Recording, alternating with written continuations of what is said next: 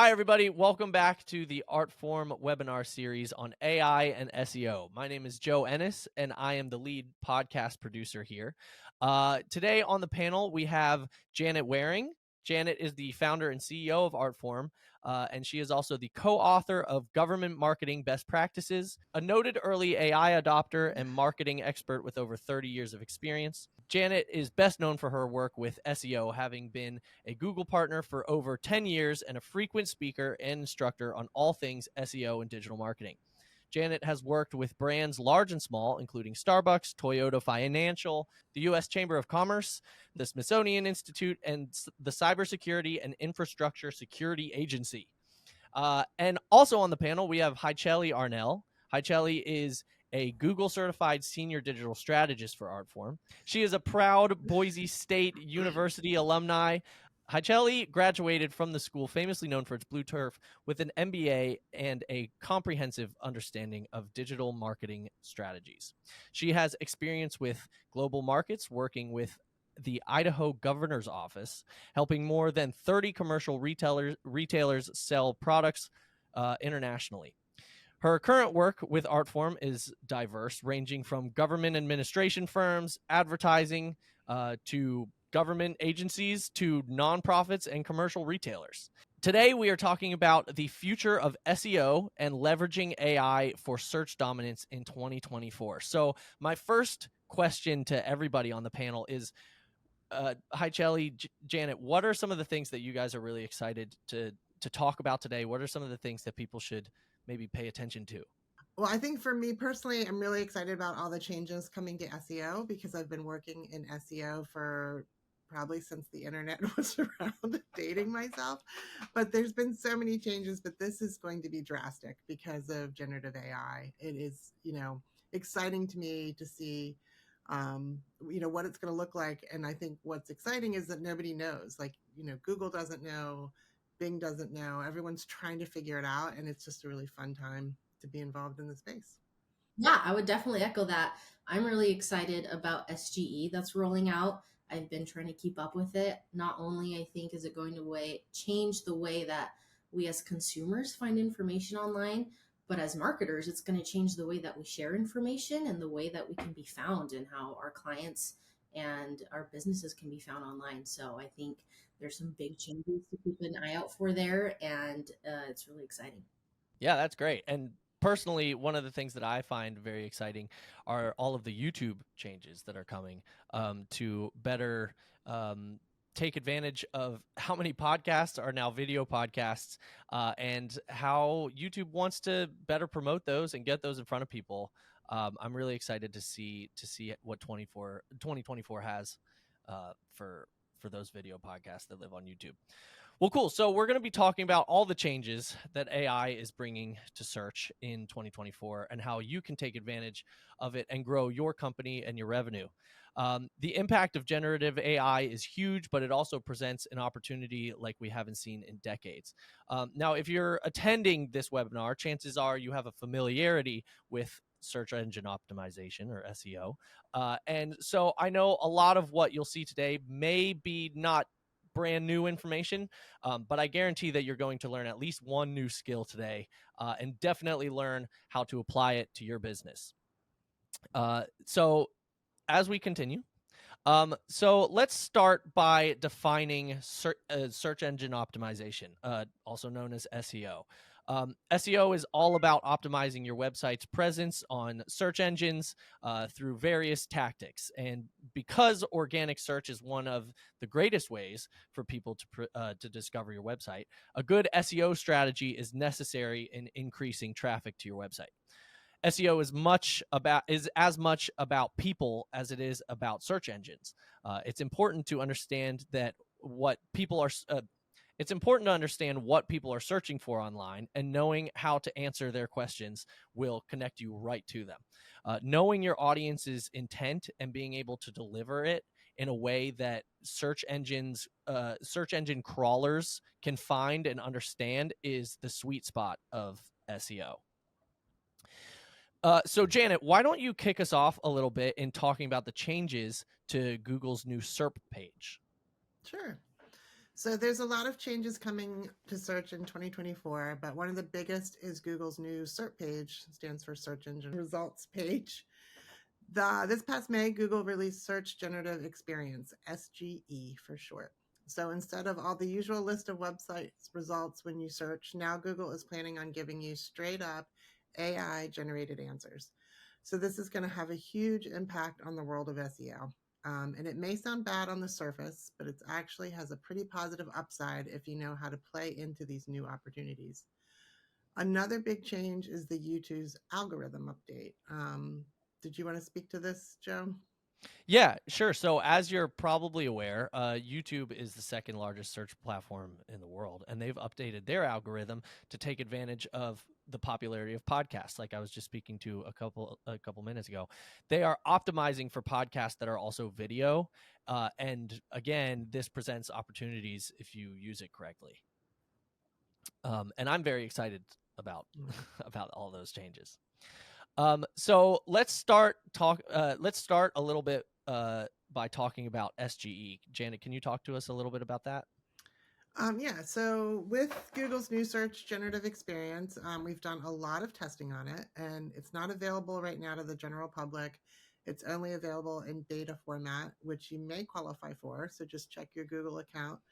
But as you can see up at the top, they have these carousel images. So there's actually 6 of them, but only 3 show at the beginning. And we found in testing that not everybody scrolled or even realized that there was more than 3. This is what you want to obviously rank for those first 3 spots. And the best way to rank for that image area up there, as you can see in the bullet points on the slide, is going to work best if you're already ranking well for that content. So to rank here, Google is looking for targeted content. They want to be very specific. So in other words, if you are selling back massages, you want to say back massage that will relieve lower back pain, rather than just a general topic of back massage. Another thing that we saw to help rank here is to include simple sentences and summarize the content. What we found in our testing is that we were more likely to rank in the carousel spots if we took what the article or content was about and put a summary about it up at the top of the article. That way, the search engine already knew what it was about, which made it rank better in SGE. So what we found was that SGE wants bite-sized snippets. So again, making some type of summary at the top of your content really helps it rank better. The other important thing to note here with SGE is that it will show rankings from multiple websites. So it might have under the other highlights area, it's going to include bullet points, but will reference multiple websites, not just one. So this again is a big change, and it is still in beta. It's still rolling out, and we're doing a lot of experimenting with it, but these are some of the important things that we found so far and have been able to rank for. So the third change that we are seeing is the short content is ranking higher than we have seen in the past. So Google's algorithm changes seems to be ranking short form content again, where in the past it favored medium to long form content. This may have to do with the popularity of Reels and short form video, but it's seeping into written content as well. So this is really important, an important thing for content when it comes to SGE.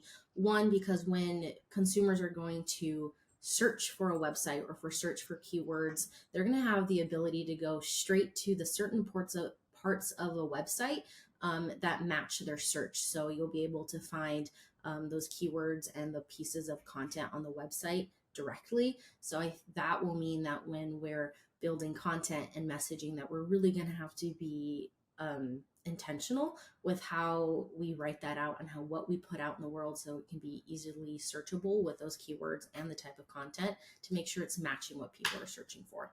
Yeah, and I think it's great that the short form content in written is something that Google's ranking again, because that's going to allow people to take their long form content that are already ranking and make shorter form content out of it, rather than having to recreate things, which is always great when you can create once and then distribute all different ways. So I'm excited to see that coming back. Cool. I know also we're going to have this opportunity to do voice to search. So I'm really curious how that's going to change the way for keywords and SEO for voice search as well. So I'm excited to see how that's going to change the game. Yeah, I Interesting. think we hit on that a little bit later in this, talking about that's with JSON data and schema markup, and I think we'll talk about that a little bit later. As we continue, I wanted to hit on some of the changes coming to YouTube, which I've already mentioned twice now. But in 2024, YouTube's new algorithm is taking advantage of the popularity of podcasts. YouTube's new algorithm is set to highlight podcasts that include video. So this is a great opportunity to rank higher by embedding video into your blog posts. So in order to do this, some of the things that we would recommend, you make sure that you've researched your keywords, be very specific, and drill down to those niche audiences using long-tailed keywords. Say the keyword sometime at the beginning of your video because YouTube's listening. Use keywords in the title, description, and even the video file name. Yes, that makes a difference. Use the description area for keywords as well. Use it for links and other CTAs, other calls to action. Be mindful of what goes above the show more area as well. And add captions to your videos for people viewing without the sound on. The other thing that I would add as well to this is YouTube now allows you to add chapters to your video, and the chapters help a lot as well with SEO. It's another Or great place for yeah, keywords. Put the keywords exactly. in your Yep, chapters. you can make custom chapters to kind of split up your video. Usually, I believe the watch time is higher as well because of those chapters. People can skip to what they really want to know, especially for those long form podcasts. It helps. So I'm very excited for those changes coming to YouTube. Yeah, and I think it's important to note too that a lot of the video platforms, I've been paying attention to Vimeo specifically. With AI, all of that stuff can be done for you. So the things that used to take us so long to do, to edit and get things YouTube worthy and optimized, now can be done through generative AI. That's great. So let's talk about the impact of generative AI for a moment. Janet, how can we take full advantage of AI's capabilities in 2024 when it comes to SEO? Well, there's video platforms like I just mentioned. That's one of them. But the way to be successful with SEO in 2024 is way different than how we would have done it last year. So AI has been a huge disruption to search as we know it, but it also presents a ton of amazing growth opportunities. So when ChatGPT rolled out, it made it much easier to turn out content, articles, blog posts, and scale. So that's exactly what has happened. Everyone began to turn out content on the internet and it became flooded with it. But a lot of the content was poorly written and lacked a point of view. It also lacked any personal stories and experiences. So most content was from people who did not know how to prompt AI correctly and were just copying and pasting straight from the platform. You can use AI to help create more content and be relevant in search results, and you absolutely should. Our content needs to be relevant, answers a searcher's intent, and connects with people. You need to boost AI content with human perspective. ChatGPT has never walked out in the world, so it's never experienced the pain of a bad decision or formed an opinion based on years of working in a particular profession or solved the problem in a way that was game changing for a company. But you have. And that's what people are looking for in most of the search results. So that's what keeps AI powered content from connecting to people and making it bad for SEO. As a result, it's the lack of human experience and opinions, advice, and overall perspective. And that is where you can be different and stand out. So if you take the content that AI generates, make sure that you are adding a personal story, a quote, some type of anecdote, something that makes it stand out as not AI generated. Yeah, I think one thing that we're going to touch on later when it comes to adding the human touch and experience of AI is not only adding credibility, but building trust with your audience. I think it's, well, there's a lot of chatter around AI and its ethical implications. So making sure that you're still bringing the special human touch to the table is really important, but also being able to build trust with your audience and with everyone interacting with your content, so they know that what you put out is not just a copy and paste from ChatGPT, and that there's still some expertise and, like you said, the years of experience behind the content that you're sharing. So an MIT study shows audiences do not mind AI assisted content.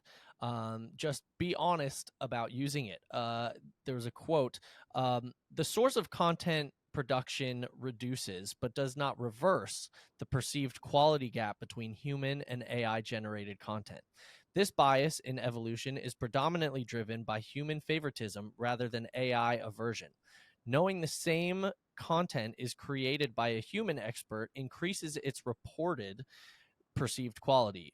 But knowing that AI is involved in the creation process does not affect its perceived quality." Put an AI policy on your website. Like, be trustworthy about it. Tell people that you're using AI when you're using it. You can actually check out the AI policy that Artform has on our website as an example, if you're looking for some examples in what that looks like. Yeah, and that leads to a great question of, do you agree with that MIT study personally? Like, I know I do. If somebody puts something out and they let me know that AI helped write it, I'm going to trust that person a lot more than if they just put it out and they don't acknowledge the fact that AI helped write it. Because lots of times it's obvious. So I Right. agree with Yeah. that study personally. How about you, Hi Jelly? I agree. I would say that there's in the beginning, I think there's been a negative connotation about AI, that it's just replacing everything and everyone, right? But the reality is that I think we all need to get on board that AI is a tool. And I wouldn't, look at someone putting out anything and say, well, I used Google to write Yeah. this and to research this. I think being able to know that, okay, they know how to use this tool and they're being transparent about it, they're not hiding anything. There's obviously still a level of expertise, thought, and strategy behind everything that they're doing, because they're using it as a tool and going a step beyond to making sure that it's accurate and reflects their human experiences. Mm-hmm. Yeah. And it's important to be transparent about it. I fully agree with that.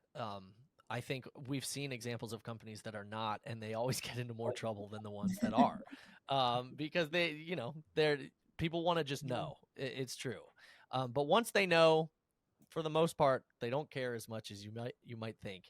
But it's important to be transparent, and we're seeing companies make changes to their own policies more and more, such as this example with Google.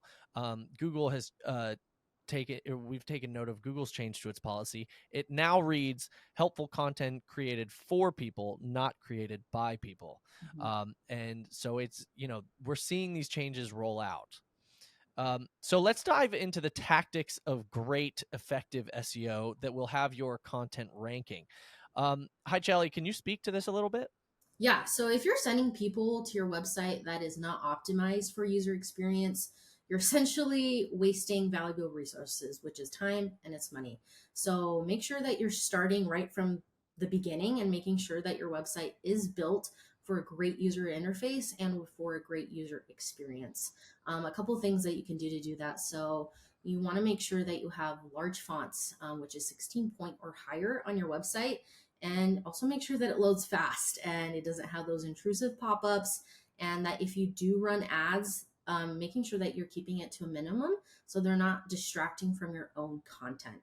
Another couple things that you can do: one, check the Google Search Console. Two, make sure that your pages are indexed. Use Google Search Console and then submit your site maps.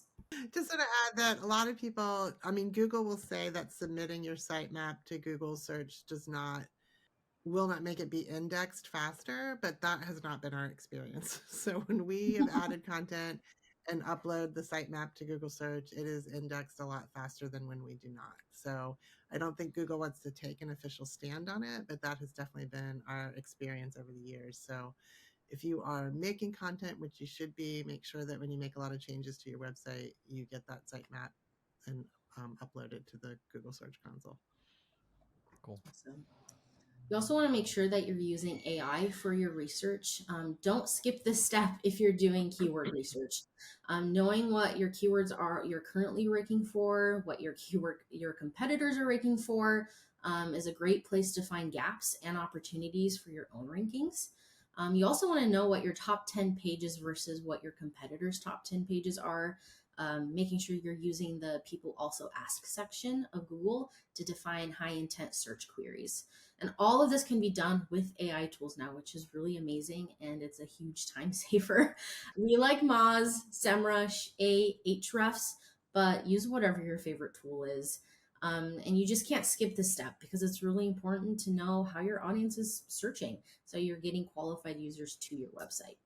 Yes, I think it's important, especially, we've experienced clients who want to rank for um, keywords that have a really high search volume, and they're just not going to be able to rank for it. So it's really important to do research and rank for keywords that you have a chance of ranking for. Like, for example, we were working with oh my gosh, a spa out in Southern California, and they wanted to rank for Botox injections. And I had to explain to them, everybody wants to rank for Botox injections, and Yeah. Botox itself wants to rank for Yeah. like, you're just not going to rank for Botox injections. So let's look for some long tail keywords and some other keywords that you can rank for that are still going to have intent behind it, that the people using those things, searching for those terms, will come to your site looking for those types of services. And that's where the people also ask questions are so key. Because again, a lot of the larger corporations are just looking for keywords themselves. But if you can answer those people also ask, you're going to get those intent searchers as well. Mm-hmm. And also with SGE rolling out, we're going to have the opportunity to add even more context to your keywords. So making sure that you're on top of it now. So when that rolls out, you're not using the same context as everyone else for those high volume searches, and you're prepared to be able to hit the ground running with that. Even further, you want to make sure that you define your audience, including job titles, demographics, location, etc. Make sure you're performing a product or service positioning exercise and know how to position yourself in your ideal market. You really want to make sure that your team can clearly articulate your value proposition and your unique attributes as well. Just making sure that everyone is aligned. My favorite from my program, my favorite analogy that was ever used for explaining aligning teams across departments is it's like a Rubik's Cube. So if you look at your firm or organization as a Rubik's Cube, and each color of the Rubik's Cube is a different department or portion of your organization. And if you are clearly aligned on your strategy, but also your value proposition and your attributes, as that Rubik's Cubes moves, the colors all integrate, right? You're all cross-functional, but you still understand at all aspects of your organization what your value proposition is. If you're not aligned, as that Rubik's Cube moves, things get lost. So at its foundation, if you can get buy-in from your whole team and make it really clear what your position is in the market, what you do, why you do it, and what your value is, your foundation is built, and you're going to be able to have a cross-functional team that understands that at every core of its point. So we can't talk about SEO without talking about EAT. Janet, can you talk to us a little bit about what EAT is? Yeah. So EAT stands for experience, expertise, authoritativeness, and trustworthiness. So EAT helps us remember what's important to Google when their algorithm picks what content to show for someone's query. It is what puts you in the first page of Google. So to rank at Google's SERPs, you must demonstrate EAT in your content strategy. So Google added the second E, experience, in 2022. So experience, think of lived experience specifically, firsthand experience on the topic that you're writing about. This is something AI can't do for you, as we discussed earlier. So experience is especially important as it helps distinguish AI content from human content. The other E is expertise, and this is how expertise relates to the extent of knowledge demonstrated within your article or by the writer. So to help demonstrate expertise to Google, add the author's name, a descriptive bio, the relevant qualifications, and links to their social media profiles. A person schema with relevant properties for certifications or professions will also help, and we'll get into structured data and schema later in the webinar. Authority can be demonstrated in three core ways: establishing a strong content architecture covering all aspects of a particular topic, earning backlinks from other authoritative sites, building a digital profile or personal brand as an expert in a particular topic, Authority, expertise, and experience go hand in hand, and you can't be an authority on a topic without experience and expertise, and vice versa. Building topical authority makes sense to appease Google's E, and why an SEO hack is to start with a topical map. Trustworthiness is developed by showcasing your experience, expertise, and authority in aggregate. So building EAT is a long-term process. Be mindful of these core pillars when creating a content strategy so SEO can work properly. Let's talk a bit more about content ideation and how to best structure it. In order to have a better idea of how to do this, you need to know how people are searching. Hi, Chelly, can you speak a little bit about this? Yeah, so we mentioned this tool before, but a great tool to use for content ideation is the people also ask feature on Google SERP. You don't have to wonder what people are asking about your product or service. Google will just tell you. So some tactics that you can do are answer questions in your blog post, be clear and to the point. These things will signal to Google that your content is the best answer. You can also use a header that matches the questions that you're finding on the people also ask feature. And again, the really important thing here is to be precise and to be to the point. Be definitive and use 100 to 300 characters to answer that question, and make sure that you include images with your post as well. I'm sorry, just really quick. In the image alt tags that you include with your post, you can also include those keywords and those questions directly in your alt tags, and that will also help it show up. Another thing I always do in our alt tags on our images is include the name of our company, so that people are searching for the name of our company, that we're dominating even more with those alt tags. Also use AI to generate a list of topics that will help Google see you as an authority in your industry. Remember that you need to create more than one piece of content on a topic to be seen as an authority. So an example here is a prompt, and it says, suggest 10 semantically relevant but unique topics for your content about, and then insert your category, for example, cloud computing or the keyword. And for each, give me 5 different variations of the topic that address a different search intent. The target audience is, and then insert your target audience. Make it a table format with the following columns. Column 1, the unique semantically related topic. Column 2, the different variations on it. And column 3, an engaging title that will encourage the user click. The really neat thing here is that as you use AI long term, it will start to learn your preferences and your behavior, but definitely also tell the AI tool that you're using what the tone of your content should be. And here's a sample of the result here. Really take advantage of these topic maps, because if you've ever visited someone's website and they say they're an expert on XYZ, and you visit their website and there's like one blog post about that topic, and that hardly makes you an expert. And so make sure to use AI as a tool to continuously and just consistently share content on that topic to make sure that you are an authority on it. I think it's really cool to look at the titles that it's suggesting, because you can take those titles and match those to the people also ask and come up with your own titles that are specific to that. But I love not having to stare at a blank page and get these topics and suggestions. Now choose the best topic for you and then create the outlines. So we have another prompt here for an outline. It says, please create a blog outline for, and then insert your topic. Write it in a professional, friendly, engaging tone that will resonate with your target audience. Include long tail keywords for this topic. So long tail keywords are a phrase that is generally made from 3 to 5 words. And these keywords are more specific than generic terms, and they will allow you to target your niche audiences. These keywords are also less competitive than generic keywords because they are designed to better reflect how people make queries. For a really great example here is back pain relief for pregnant women is going to bring you traffic from a specific audience, but that audience has a higher intent and can be more valuable than someone searching for back pain. And then we use this prompt here. Please create a short blog outline for cloud cost management. Write it in a professional, friendly, engaging tone that will resonate with federal agencies. Include long tail keywords for this topic. And here you can see what ChatGPT output.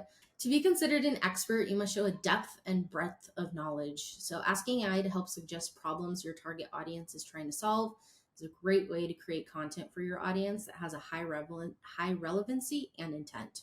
Here's another sample prompt for you. What are some of the common website problems a CMO at a large healthcare facility may be trying to solve? And here again are the results from ChatGPT for that prompt. So that is a key to sales, as we all know, is to identify what the problem is and have the solution. And that is sales. And so a lot of times you are creating this content for the purpose of selling something, whether it's product or services. So I think using AI to identify problems that are trying to be solved is just a great way to create content. Now we can take this and begin to drill down with a topical map on the issue that relates to my services. For example, we could ask AI to expand on the ineffective content strategy and develop a topical map around effective content strategies for large healthcare organizations since we offer content as a service. Okay, so we have the content. Now we need to know how to best distribute it. You now want to distribute this content. I love the mantra, create once, distribute forever. You can always use AI to write your social posts. A sample prompt that I have here is, we sell ransomware protection software to higher education. Please write social posts with a value proposition for our product, ABC, as an example, that addresses each of these problems. I wrote ABC because it's really important that you don't put any identifying or sensitive information into AI, because this is just going to be out there for everyone. So I always name things ABC company or XYZ company, or XYZ product. And obviously, when we write the post, we switch that out, but just come up with what you're comfortable with and use that. Once you have a social post in a CSV file, you can upload them directly into Canva and create social posts in a matter of just minutes. If you don't already know this trick, visit our YouTube channel and we have more videos about how to do that. Also, if you'd like a distribution checklist, we've created one, and it's at the end of our blog on how to write a press release. If you are watching this on YouTube or listening on a podcast platform, you can find the link to that in the description of this episode. Okay, so now we're going to talk about linking strategy, which is very important, and it's very important for ranking. So you have all this great content. What you need to do now is get people to link to it. And this is where distribution is so important. Get eyeballs on your content and be the authority that people want to link to. You can also do internal linking as a part of your strategy, where you link to your own content and link to others and let them know that you did. Ask them to return the favor.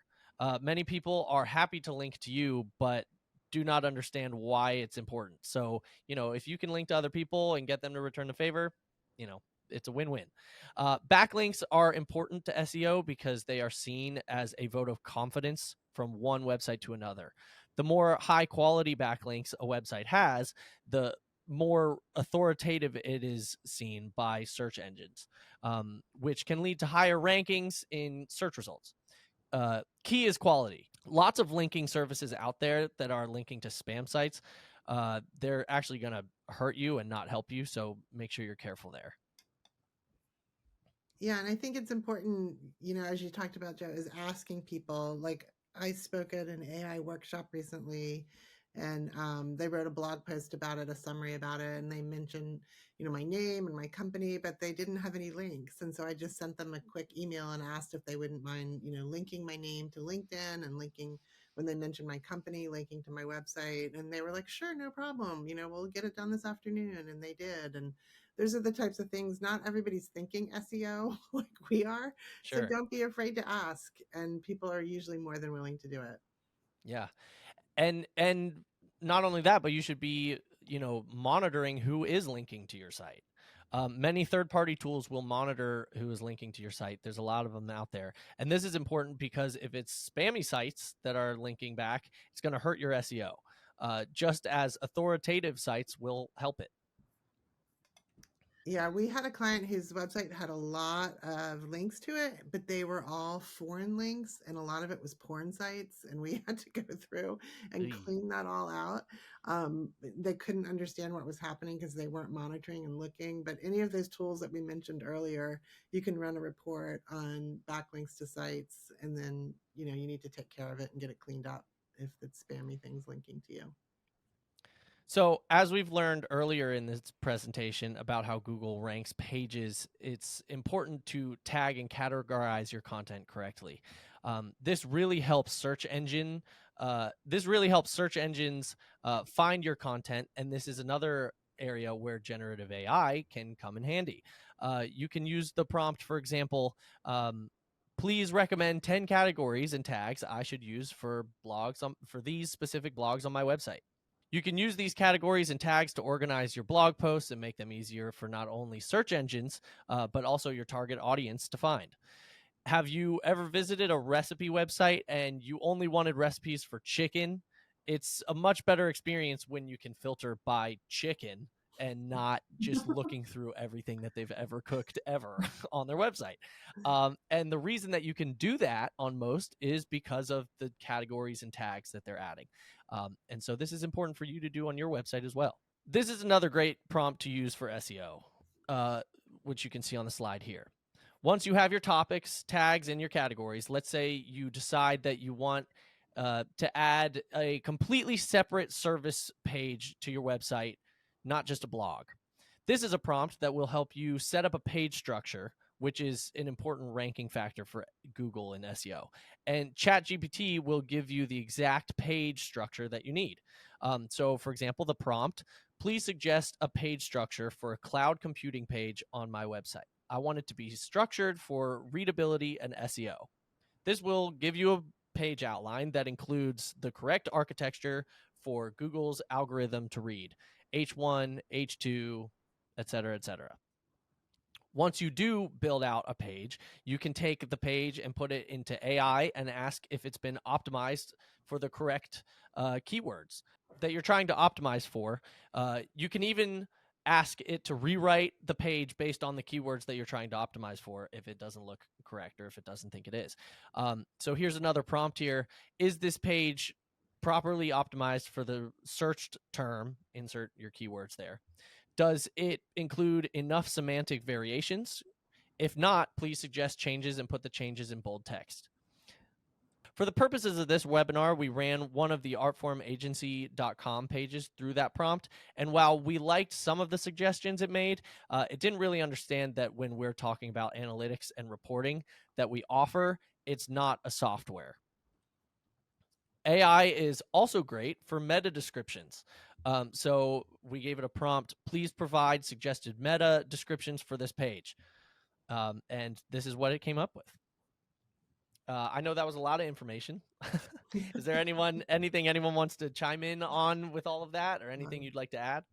Yeah, I think one thing to note is that what you just talked about is when we ran one for the art form page for prompts for that prompt. This is where coming in and checking AI's work, so to say, and adding your expertise and context that the human knows is that if you were to just copy and paste and take that for what it is, we would then change what we have on our site for software when that's not what we do. So just making sure that you're double checking AI's output to make sure that it also matches what you have contextually and the experience you have behind it. Just really double checking what AI does and making sure it's accurate. In this next slide, we're including this because no true SEO expert would ever leave it out.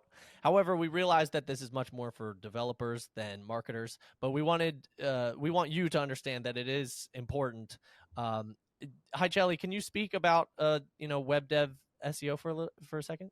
Sure. So Google search works really hard to understand the contents of your page. And you can help it out a little bit by providing explicit clues about the meaning of your page by including structured data on it. So structured data is a standardized format for providing information about a page and classifying the page content. So for example, again, back to recipes on the recipe page, what are the ingredients, the cooking time, and the temperature, the calories, so on and so forth. Structured data is important for appearing in featured snippets, including the near me searches. But you also need to remember that featured snippets are often no-click results for you, and you can't report on how often someone was shown your featured snippet. So if you are a marketer and reporting is important to you, you need to consider a few things. So let's look at this decision tree. So first, will I gain or lose value from adding structured data that Google may use in an answer box? So do you care that you can report on those snippets or those featured snippets? If you're gaining, you want to make sure you add that structured data and optimize for rankings. If you're losing, would you rather have the answer box or cede it to a competitor to focus on other KWs? And if you're ceding, find other KW opportunities. If you have, add the structured data and optimize for rankings. KW being keywords. Yeah. Make sure you don't forget to update your sitemap as well. So sitemap provides a roadmap of your site's structure and content, making it easier for Google's bots to discover, understand, and index all your pages. Considering Google's sustainability initiative, they have announced that as part of their green initiative, they will not be crawling sites as often. So it's a crucial step to make sure your sitemaps are current. Additionally, submitting a sitemap helps in the optimization of your site's visibility on Google search, potentially improving your site's SEO, and driving more organic traffic. Yes, I think this is a huge change in 2024 that not a lot of people are aware of, is Google's sustainability initiative. Like the fact that they're not going to be crawling sites as often means that as you're adding new content, it's not necessarily going to be found. So this kind of goes back to that point of making sure you're submitting your sitemap in hopes that Google will crawl your site more often. So now you have updated your sitemap. How do you measure its success? There are a few ways that we here at Artform like to measure the success of the sitemaps that we create. For example, monitoring your keyword rankings, your top pages, the customer journey, and where do they leave the site. Monitor your backlinks, domain authority, site speed is another one, server level issues, crawl errors, and broken links. Those are some of the areas that we like to make sure that we measure and are keeping track of constantly when we are reviewing the success of a sitemap. And speaking of measuring success, then you've got to report on it. And our next webinar in the series is on reporting. Well, thank you so much for joining us today to talk about leveraging AI for search dominance in 2024. If you have any questions, feel free to reach out to us via LinkedIn or any of our social media channels at Artform Agency. You can also click the link in the description to schedule a call with Janet or anyone else from the Artform team. Also, feel free to leave a comment and let us know what other topics you would like us to discuss. If you are watching this on YouTube or listening on any podcast platforms, please hit that subscribe button to stay up to date with new discussions and episodes. Hi, Chelly, Janet, thank you so much for joining me today.